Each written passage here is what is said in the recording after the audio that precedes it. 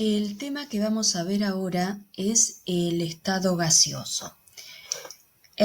Normalmente nosotros estamos acostumbrados a ver los gases confinados en algún recipiente, en alguna garrafa, en algún tubo. También sabemos que se usan gases para la industria en el caso de las gaseosas y que justamente para estas acciones se necesita transportar los gases. Para eso, a nosotros nos va a interesar estudiar y conocer el comportamiento de los gases. Ya vimos, cuando empezamos a este curso de química, vimos algunos temas relacionados con los gases. En sistemas materiales vimos que el aire es una mezcla homogénea formada fundamentalmente por nitrógeno, oxígeno y el resto del porcentaje es de otros gases. También vimos la solubilidad de solutos gaseosos que obedecen a la ley de Henry. Todo esto es para recordar lo que ya vimos. En la tabla periódica vimos los gases, el nitrógeno que pertenece al grupo 15, el oxígeno al grupo 16. Cuando vimos el grupo 17 vimos el flúor, cloro, vapores de bromo y yodo que están en estado gaseoso. Y los gases monoatómicos del grupo 18. También vimos que muchos gases tienen uniones covalentes, como en el caso del oxígeno, y hay otros gases, como los del grupo 18, que son monoatómicos. Y también en estequiometría, cuando vimos estequiometría con masa, ahí vimos algunas reacciones químicas, como por ejemplo la combustión, donde intervenían gases. O sea que ya ustedes tienen un cierto conocimiento del estado gaseoso.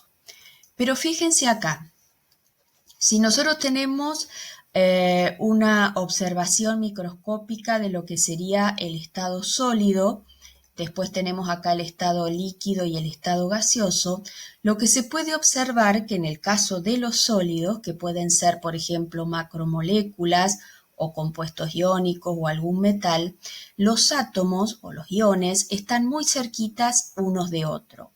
En el estado líquido, las moléculas ya no van a estar tan cerca unas de otras, se van a poder mover, por eso dijimos que las soluciones era importante para las reacciones químicas.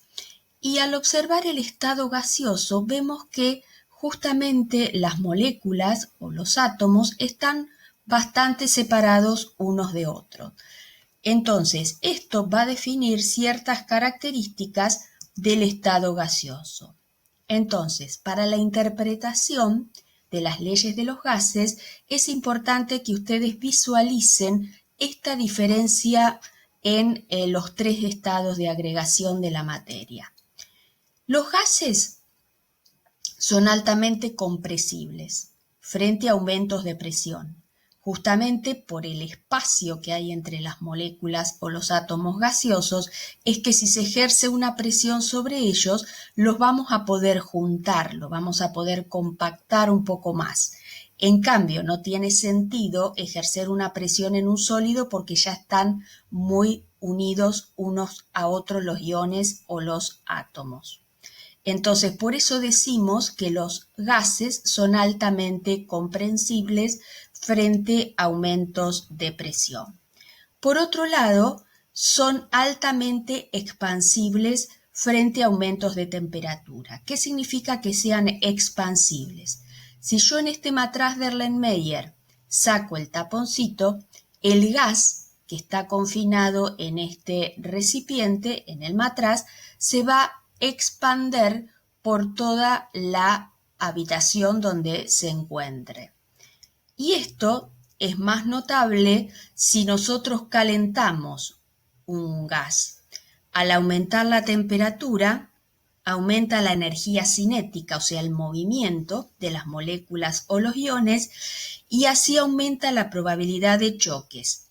Esta probabilidad de choque hace que el aumento de los choques hace que aumente el volumen del sistema.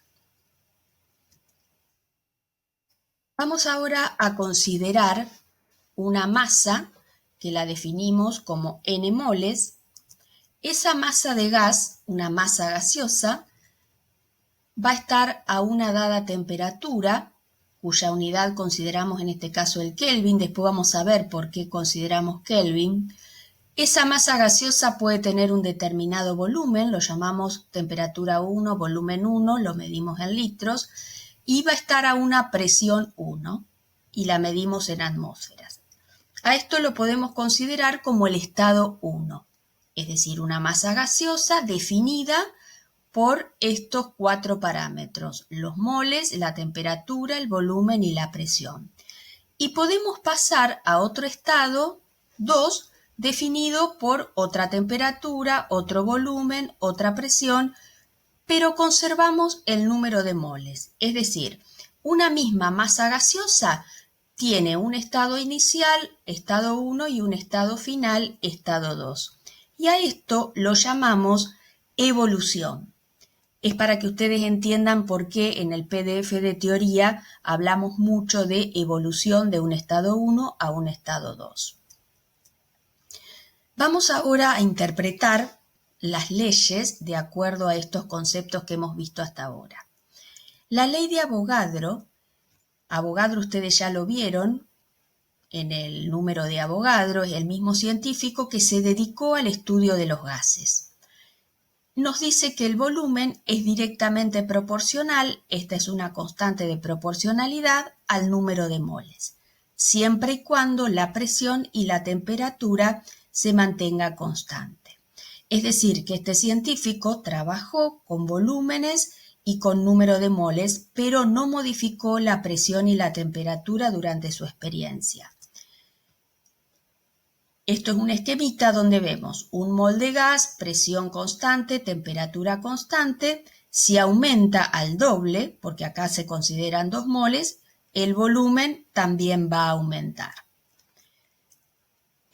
Boyle, otro científico, en su ley trabajó con número de moles y temperatura constante. ¿Y qué consideró? Que formuló que la presión por el volumen era igual a una constante. Es decir, que si nosotros aumentamos la presión, va a disminuir el volumen del gas. Como trabajó a temperatura constante, decimos que es una evolución isotérmica. Ahora vamos a entender este concepto de evolución relacionándolo con lo que vimos recién. Esta ley tiene una formulación matemática y una formulación gráfica, una interpretación gráfica. Lo que vemos es que a medida que va aumentando la presión, el volumen disminuye. Y esto es coherente si ustedes piensan en el dibujito de los gases dentro del matraz de Erlenmeyer. Se los puede comprimir aumentando la presión. Todos los puntos sobre esta gráfica constituyen una isoterma. ¿Por qué? Porque trabajamos a temperatura constante. De pronto puede haber otra isoterma más arriba con otros valores si se trabaja a temperatura constante, pero con otro valor. Esta es una forma diferente de la ley de Boyle, donde consideramos un estado 1 y un estado 2. Por eso se dice evolución isotérmica, porque es el pasaje del estado 1 al estado 2 a temperatura constante. Vamos a ver una aplicación sencillita de la ley de Boyle.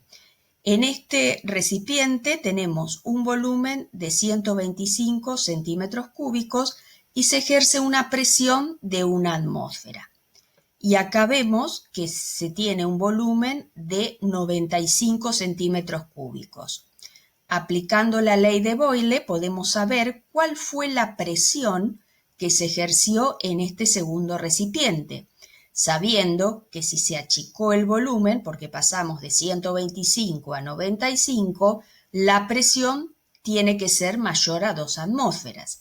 Reemplazando en la ley de Boyle, vemos que efectivamente la presión nos da 2,63 atmósferas. Y un concepto importante es que cuando hablamos de la presión de un gas, estamos hablando de los choques de las moléculas o de los átomos contra las paredes del recipiente.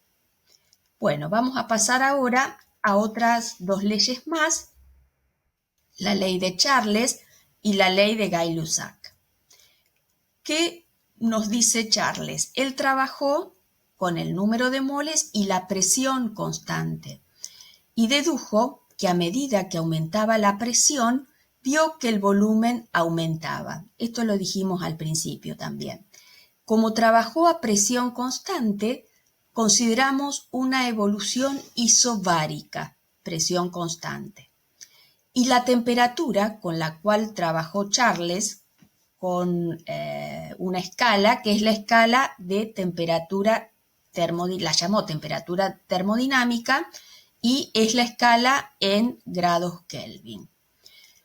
Bueno, acá es un esquema. Él lo que vio era que trabajando a presión constante, al aumentar la temperatura, veía que había una expansión de la masa gaseosa.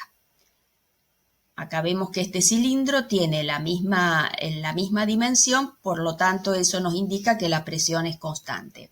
Y esta es una forma distinta de formular la ley de Charles para un estado 1 y para un estado 2. En este caso, como ustedes ven que es directamente proporcional, aumenta la temperatura, aumenta el volumen, ya no es una hipérbola como la gráfica anterior, sino que es una recta. Y esta recta la llamamos isobara porque todos los puntos de volumen y temperatura van a estar a una misma presión. Fíjense esto que acá aparece en puntos. Esto es muy importante. ¿Por qué? Porque a bajas temperaturas, el gas se licúa, es decir, pasa al estado líquido. Por eso no tiene sentido prestarle atención a esta parte de la gráfica, ponerla como una línea, o sea, la ponemos en puntos, justamente porque acá no tenemos gases, tenemos líquidos. Ahora vamos a ver la ley de Gay-Lussac, donde él trabajó a volumen y número de moles constante. También vio que había una relación directa. Como trabajó a volumen constante, la evolución se considera evolución isocórica y la recta es exactamente igual con la diferencia, que es una isocora, y trabajó con la presión y la temperatura. Vio que a medida que aumentaba la temperatura, aumentaba la presión del gas.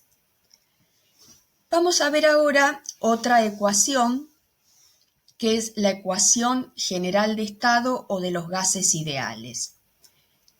¿Cuándo se considera que un gas es ideal?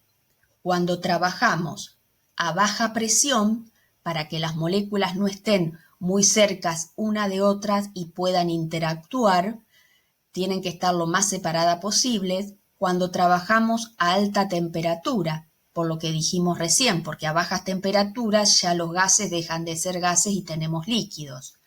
También se consideran ideales los gases cuando las moléculas no se atraen ni se repelen. Y el volumen de la molécula, o sea, su masa, no su masa, pero el espacio que ocupa la molécula es despreciable respecto al recipiente que las contiene. O sea, son muy chiquititas, son muy pequeñas respecto al volumen que las contiene. Todas estas características corresponden a los gases ideales. ¿Qué vieron los científicos trabajando en esa época con los gases? Acá tenemos 6,023 por 10 a la 23 moléculas. Esto se considera que es un mol de cualquier cosa. En este caso estamos trabajando con gases. Tenemos un mol de hidrógeno, de nitrógeno, de cloro, de yodo. Bueno, un mol de cualquier gas ocupa 22,4 litros.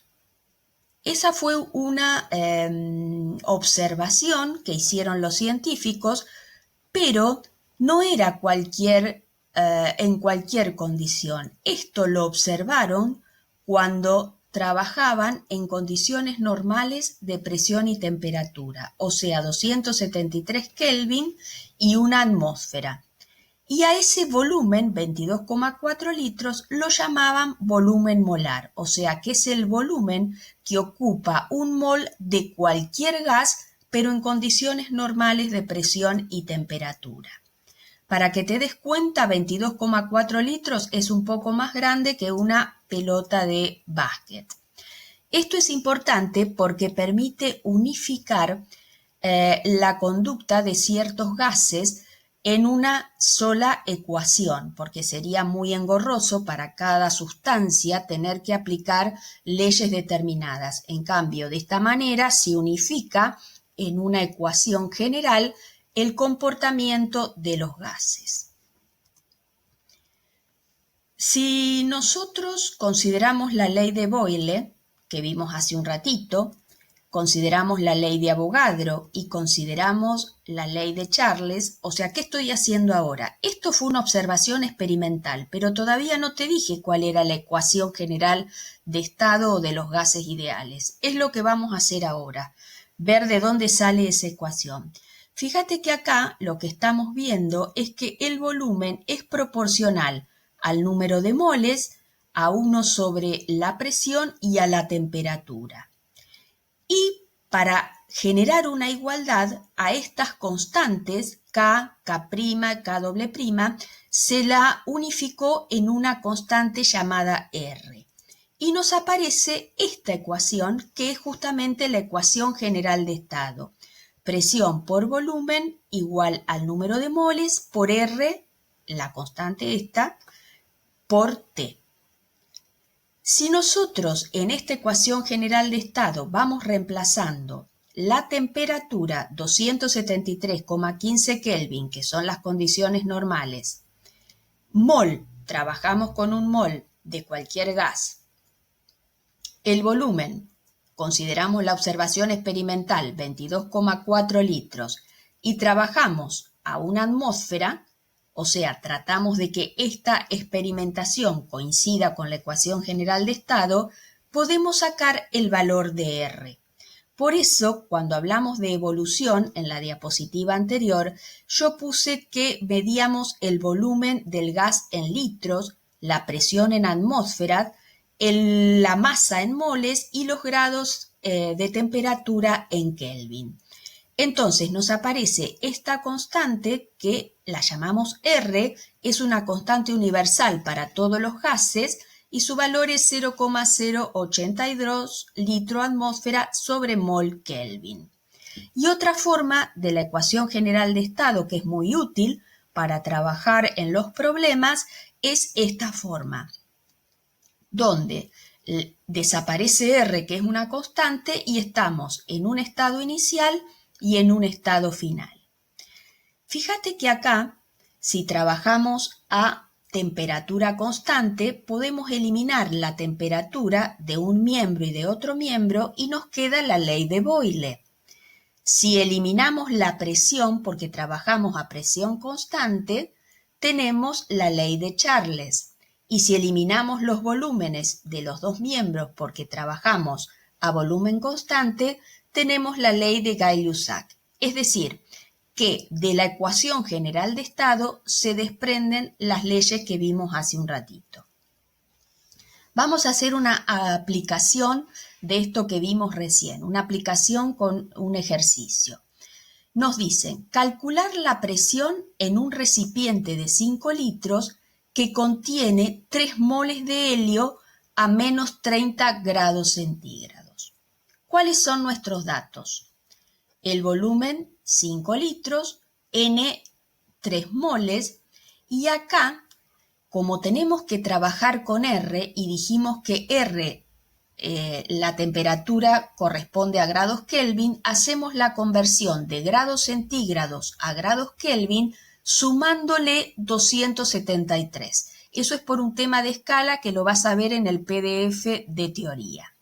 Entonces, la temperatura la convertimos a grados Kelvin y nos queda la incógnita que es la presión. Aplicamos la ecuación general de estado, despejando presión y reemplazando número de moles 3, la constante, la temperatura y el volumen. Es importante que antes de dar el resultado simplifiques las unidades, porque esto te va a decir si trabajaste bien, si justamente la unidad que te queda libre es la que corresponde al parámetro que tenés que deducir, que en este caso es la presión. Y el resultado son 11,95 atmósferas, que equivalen a 9.082 milímetros de mercurio. ¿Por qué te aparece acá milímetros de mercurio? Aunque no te lo pidan en el problema, muchas veces se necesita hacer esa conversión. Una atmósfera corresponde a 760 milímetros de mercurio. Entonces, los 11,95 atmósferas va a ser igual a 9.082 milímetros de mercurio. Vamos a ver otro ejemplo.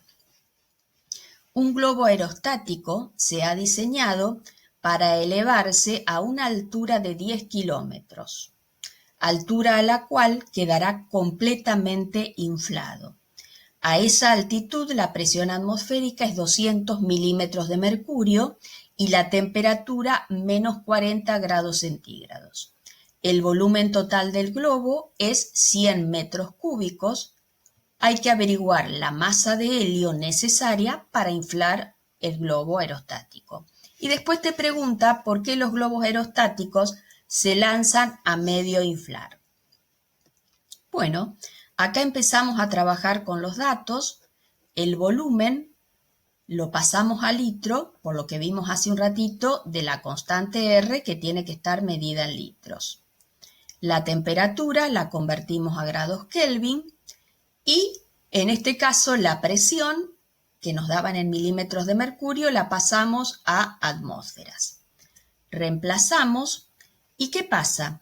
Acá nosotros nos piden la masa de helio y en la ecuación general de estado lo que nos vincula la masa de una sustancia es el número de moles.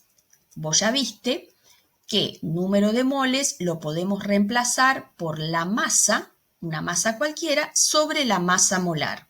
Entonces ahí nosotros ya sabemos que se trata de helio porque nos dice eso el ejercicio y vemos que sabemos por la tabla periódica que la masa molar del helio es de 4 gramos por mol.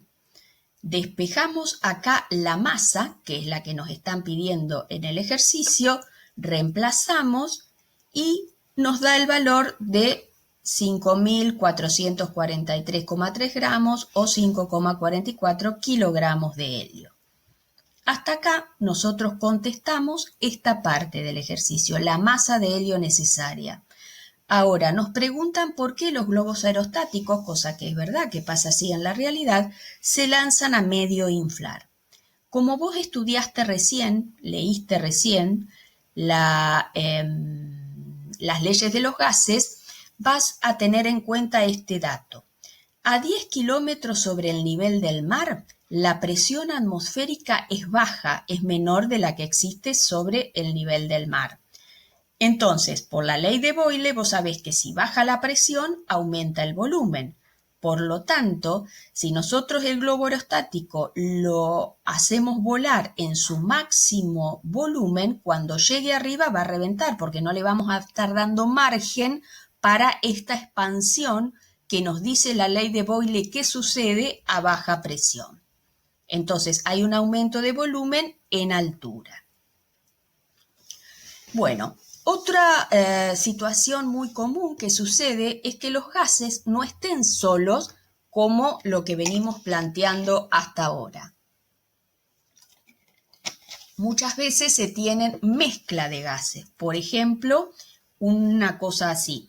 Tenemos un recipiente cerrado donde hay varios gases juntos. El gas A, B y C están mezclados. Esto que está acá, este relojito, es un manómetro. Nos permite ver la presión a la cual están los gases. Y si vos te das cuenta, si sos observador, te fijas que el gas A tiene esta presión, el gas B esta y el gas C esta. Y que en este dibujito están las presiones sumadas. Entonces esto tiene que ver con lo que sucede con una mezcla de gases. Dalton se dedicó, otro científico, a estudiar las presiones parciales de los gases. ¿Qué es la presión parcial? Es la presión que ejercería el gas si estuviera solo en el recipiente. Es decir, si yo quiero saber cuál es la presión en este recipiente del gas color azul, que sería el gas B. Esa sería la presión parcial del gas B en la mezcla. La presión total, como vos lo viste hace un ratito, es igual a la presión de cada uno de los gases que constituyen la mezcla, pero tenemos que saber a qué es igual esa presión. La ecuación general de estado se puede aplicar a una mezcla de gases, considerando la presión total y el número de moles totales.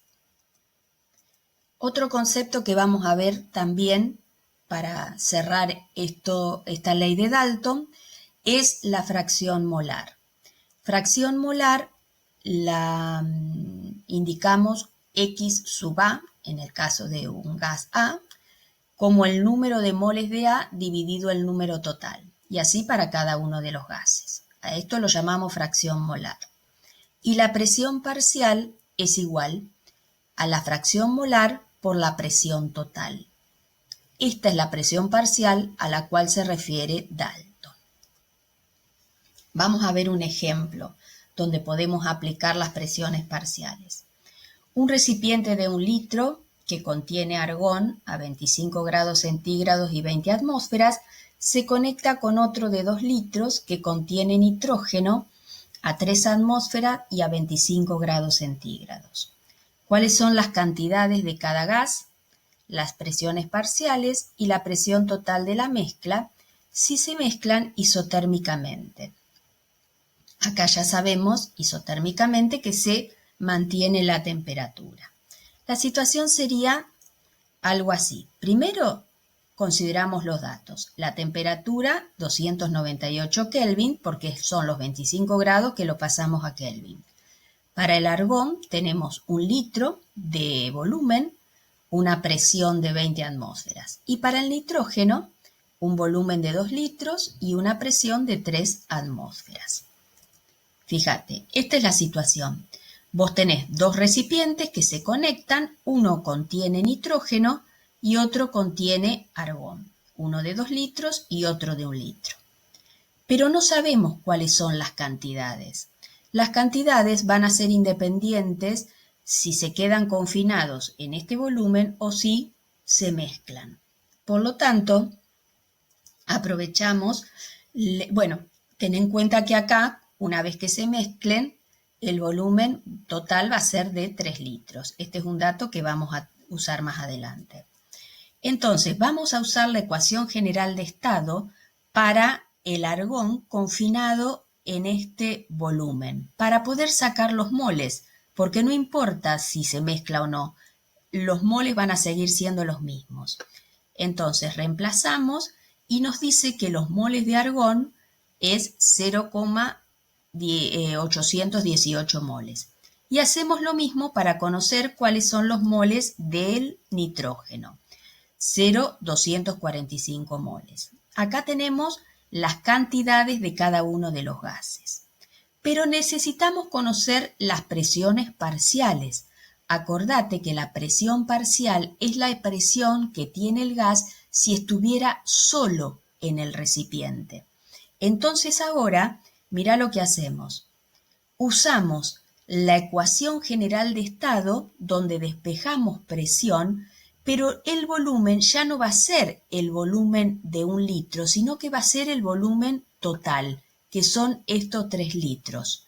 ¿Por qué? Y porque, por lo que dijimos recién, la presión parcial es la presión que ejercería el gas si estuviera solo en todo el volumen. Todo el volumen va a ser la mezcla de los dos. Entonces, en este caso, obtenemos, reemplazando las presiones parciales de cada uno de los gases. Y la presión total, ya lo tenés ahí arriba por la ley de Dalton, es la suma de las presiones parciales. Bueno, Graham trabajó con otra situación que vas a ver que tiene aplicación en la industria, que es la ley de difusión de los gases.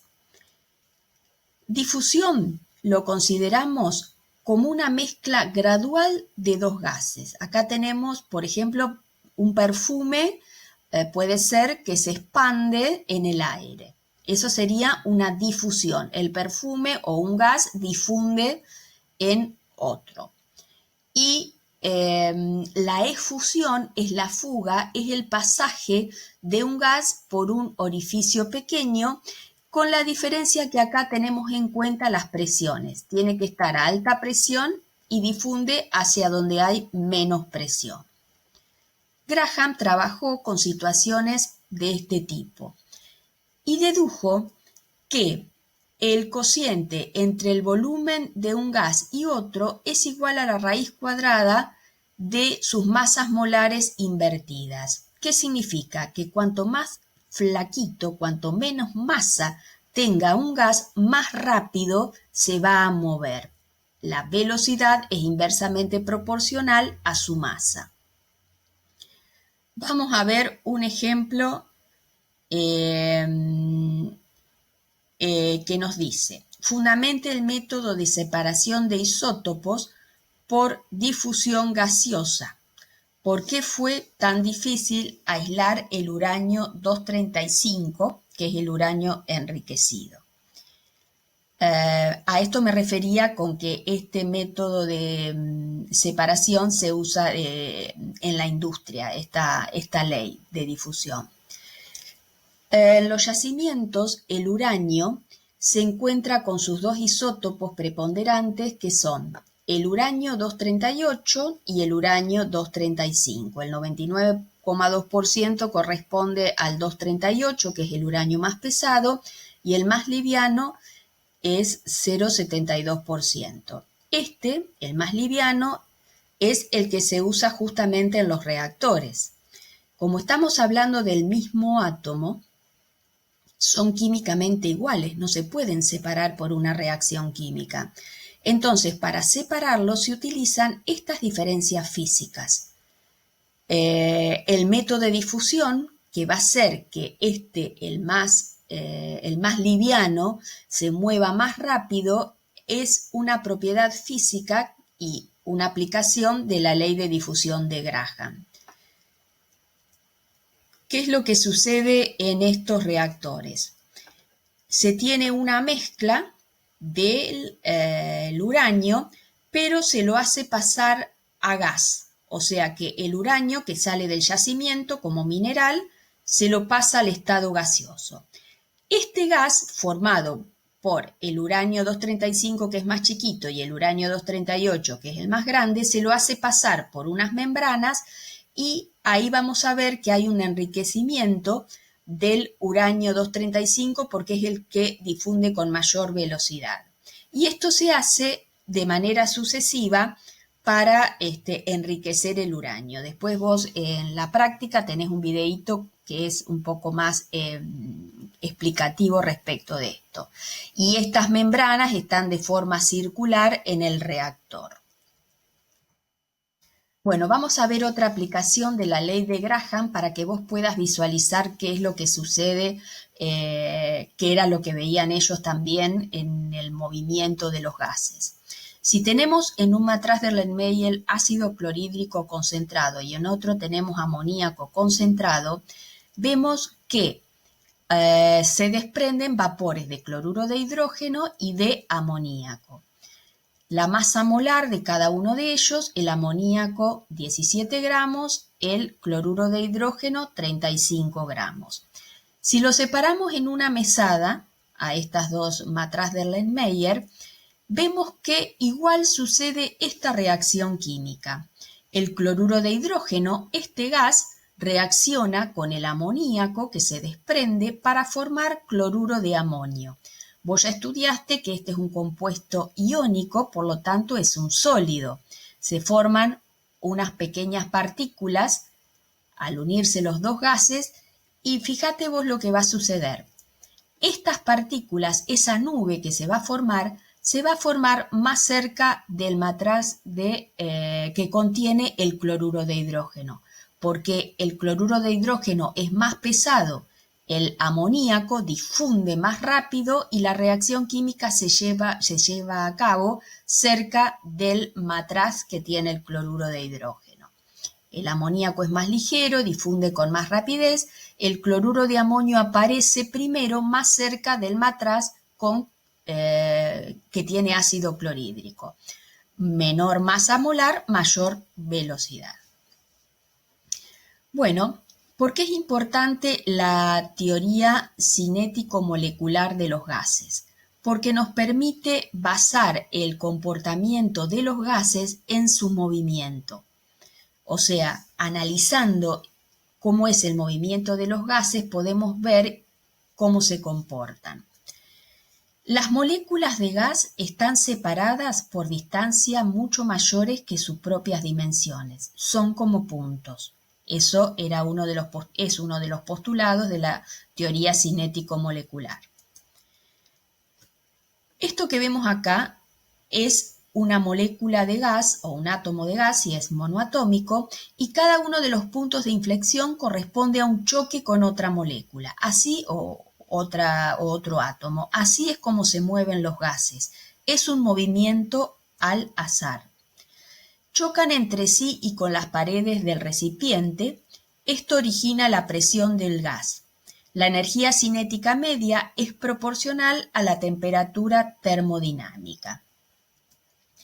Otro de los postulados es que las colisiones son elásticas, o sea que la energía se transfiere de una molécula a otra y permanece inalterable. Y por último, las fuerzas de atracción y de repulsión entre las moléculas son insignificantes. Entonces, estos postulados nos nos muestran cómo se comportan los gases y eso tiene que ver con su movimiento. Bueno, ¿qué pasa? Hasta ahora nosotros hablamos de unos gases ideales, pero vos en la realidad tenés, por ejemplo, una garrafa donde ves que adentro está el gas con los movimientos parecidos a lo que estuvimos viendo hace un rato. ¿Por qué parecidos? En realidad, el gas ideal, el gas real, se comporta como un gas ideal, pero a baja densidad. Es decir, un gas ideal vemos que no tiene fuerzas intermoleculares. En cambio, un gas real hay relación entre las moléculas, es lo que se ve y lo que sucede en la realidad, no están tan espaciadas, porque estamos hablando de gases reales, hay fuerzas de atracción.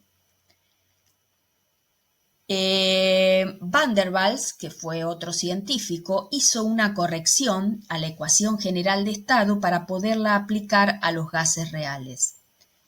Lo que vemos es un covolumen que están tabulados para cada gas, que se le suman, si vos te fijas, esta es la presión de la ecuación general de estado, le suma un término, después al volumen le resta otro término y después se mantiene la ecuación general de estado.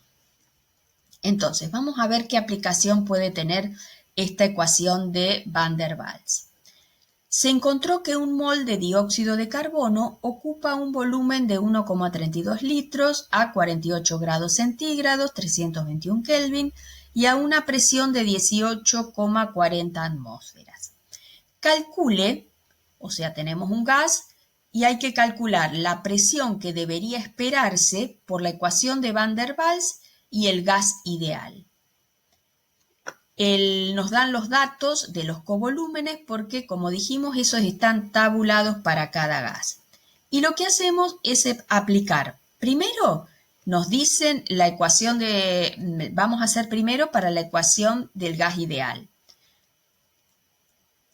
Reemplazamos y obtenemos una presión de 19,94 atmósferas. Acá vamos simplificando las unidades para que el resultado nos quede en atmósferas. Esto es para un gas ideal. Ahora hacemos lo mismo aplicando la ecuación de Van der Waals, reemplazando por cada uno de los datos que nos dieron acá, de los covolúmenes, y obtenemos una presión de 18,54 atmósferas. O sea, lo que vos tenés que deducir acá e interpretar más que deducir es que si el gas se comportara de manera ideal, su presión sería 19,94 atmósferas. Pero en la realidad, como se generan choques entre las moléculas, esto genera una menor presión, que es justamente lo que te está diciendo. El gas real posee menor presión por la atracción entre las moléculas. Y es lo que se puede ver acá en este dibujito, donde esta presión del gas ideal es más fuerte que en el caso del gas real, que está con un vector más chiquito.